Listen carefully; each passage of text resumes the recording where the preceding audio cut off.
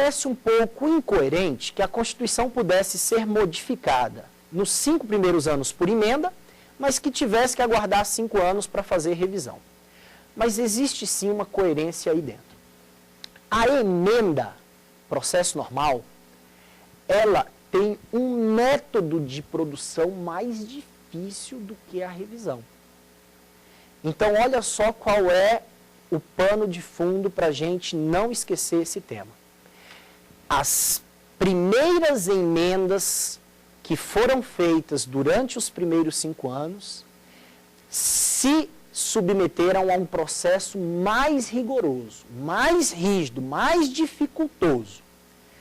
A revisão, que só podia ser feita após 5 anos, era um processo mais fácil, mais simples, que poderia, então, alterar mais a Constituição em mais pontos, mas que teria que aguardar os 5 primeiros anos.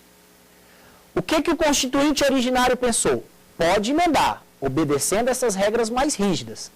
Pode fazer uma revisão mais ampla, obedecendo essas regras mais simples. Porém, para regras mais simples, aguarde 5 anos. Espere os 5 primeiros anos.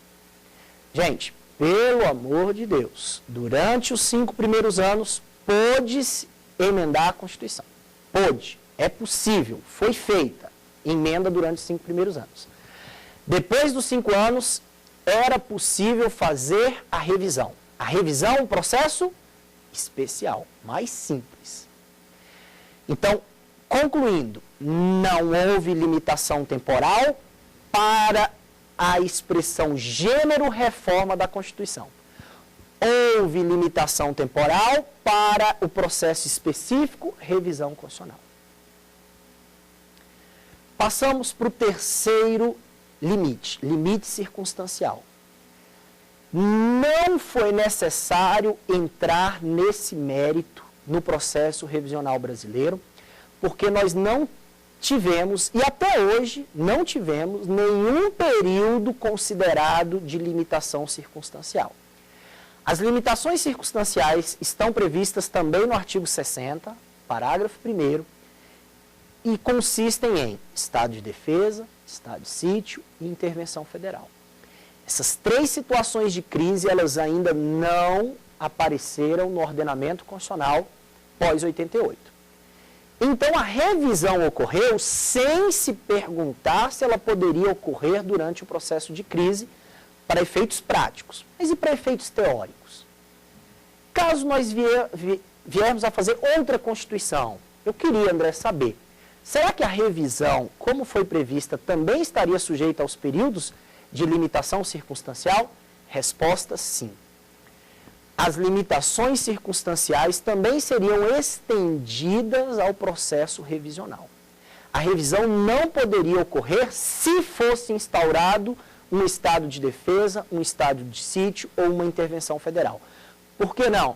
Porque esses períodos de conturbação, de crise, de instabilidade, eles pressupõem que os parlamentares ou congressistas ou constituintes não ficarão com a sua vontade livre, imune de vícios e vão fazer, pressupõe, besteira.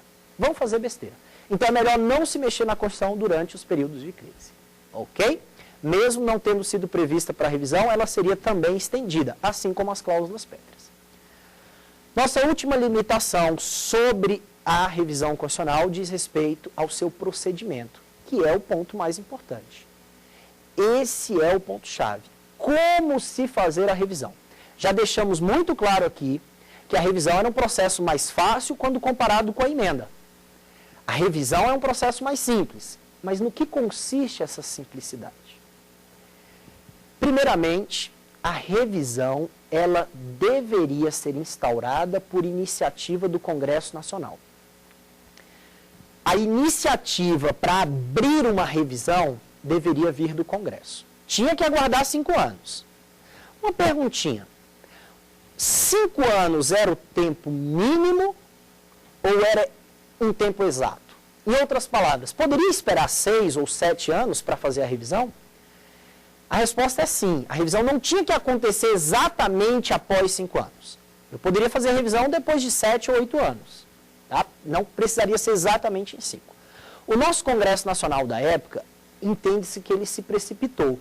E após os 5 anos, ele fez a convocação da Assembleia Revisional. O Congresso se instituiu em um poder revisor já no 5º ano, após o 5º ano de vigência da Constituição.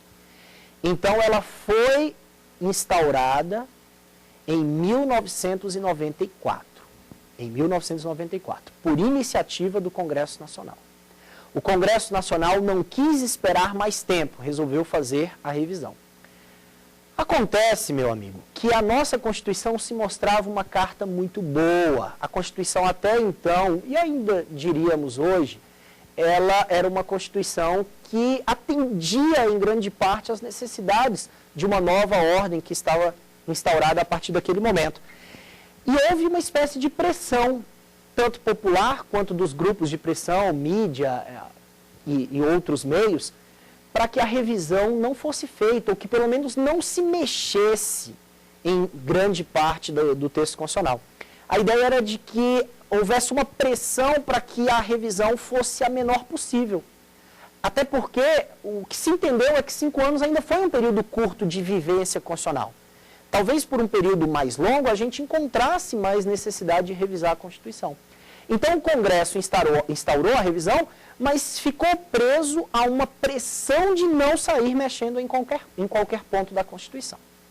Mas tudo bem, instaurada a revisão constitucional, que foi um processo, esse processo ele durou uma determinada época, nós vamos falar das datas já já, mas durante a revisão é rever temas que estão dentro da Constituição. Poderiam ser feitas mudanças. Não confunda o fruto da revisão com o processo da revisão. Vamos imaginar que você queira revisar um tema que é objeto do seu estudo.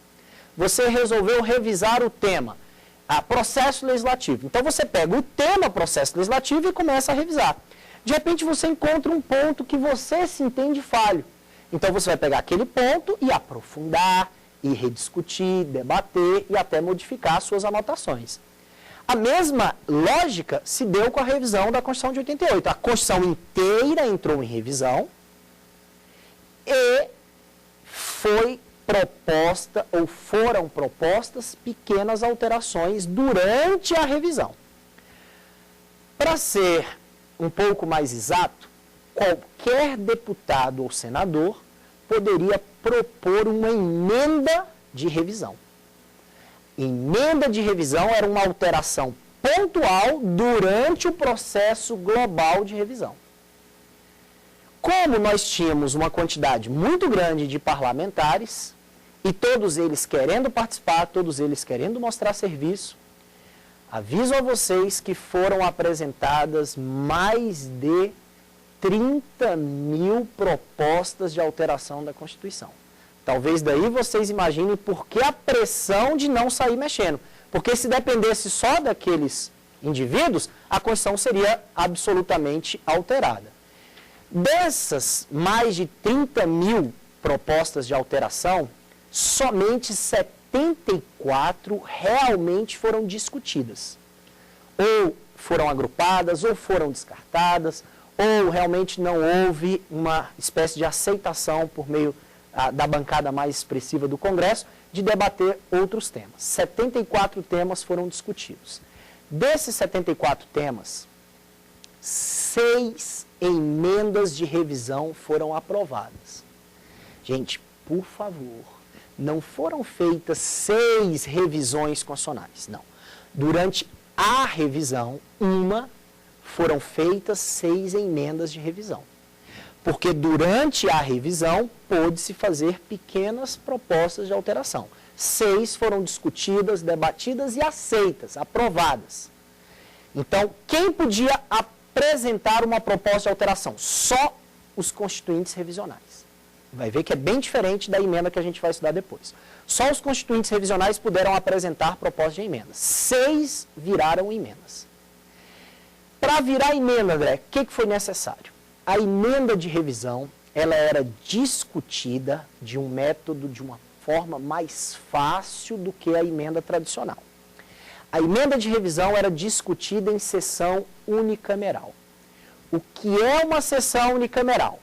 Sessão unicameral é quando deputados e senadores se reúnem numa mesma reunião, numa mesma sessão, e ali eles ignoram, eles esquecem que eram deputados e senadores e todos contarão, cada um voto, independentemente da origem. Independente que eu era deputado, eu era senador, agora você é um revisional. Como diria um conhecido meu, mais antigo, ele diz assim, olha, é tudo farinha do mesmo saco. Isso mostra bem o que é a sessão unicameral. Você junta deputados, você junta senadores e eles vão discutir e votar independentemente de ser deputado ou ser senador.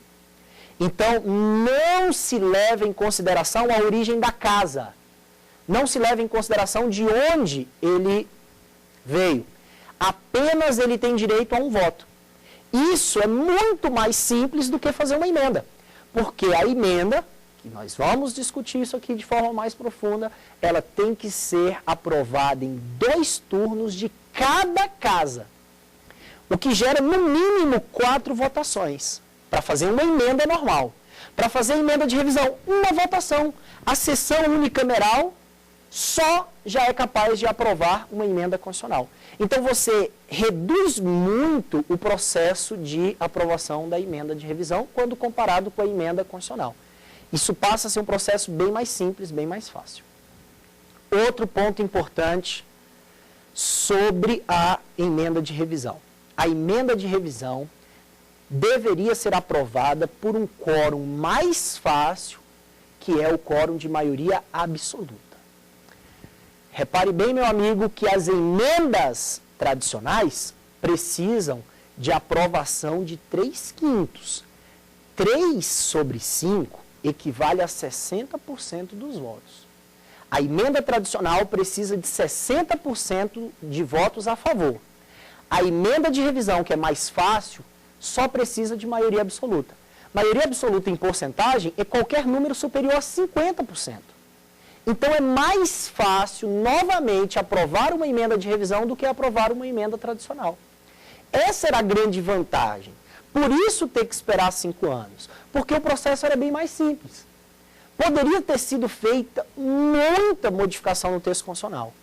Porque o processo era fácil. Maioria absoluta é um quórum muito mais fácil de ser atingido do que uma maioria qualificada de 3/5. Bem mais tranquilo. Claro que maioria absoluta é a maioria do total, não a maioria dos presentes, tá? Sempre que se falar maioria absoluta, leva-se em consideração a totalidade dos membros e dali você tem que ter a necessidade de mais da metade a favor. No caso do nosso Congresso Revisional, então, uma única votação em sessão unicameral e aprovação por maioria absoluta.